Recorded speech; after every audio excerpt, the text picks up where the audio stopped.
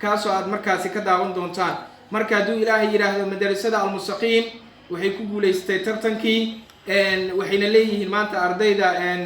xaflada la qaban doona hadduu ilaahay yiraahdo oo maamulka macallimiinta iyo guudaan ardayda iyo martisharaf ay ka soo qayb gali doonto aan soo sheegi doona xilliga la qabana iyo goobta ay ka dhici doonto insha Allah sidoo kalena maanta waxaan markaasi go'aansanay in koob ay yaalo marka la guddoonsiyo si hadda markaasi live na ardayda markaasi in markaas ay studio ku soo wada xaadiraan ayagoo dhanna waa ka rajeynayna ama waa ka codsanayna si koobka loo guddoonsiiyo ayna xur u yeesheen dugsiga liibaan isna hambalyaa leenahay kaalinta labaad markaas soo galay qaybtii aadaabtana insha Allah ku dhawaaqi doonaa maalinta xafladda marka waxaan si gaar ugu hambalyeynaa markaasi tartanka muddadii uu socday asxaabtii guddiga ahayd sida ustaad cabdiraxmaan cabdullaahi cabdulle ustaad faarax yaasiin xasan ustaad cabdirashiid markaasi aadan iyo sidoo kale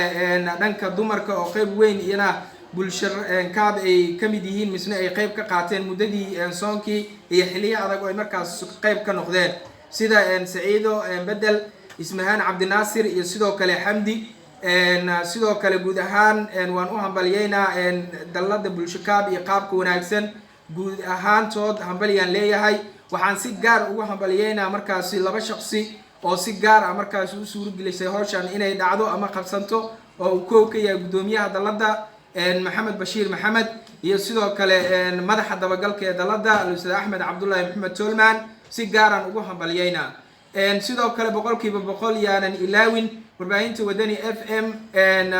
milkiilaheeda ahna agaasimaha guud Ismaadan Carays iyo sidoo kale shaqaalaheeda guud ahaan rag iyo dumar say u idin yihiin hanaankii wanaagsanaa ay hawshan noo soo garab istaageen waan kaga mahadcelinaynaa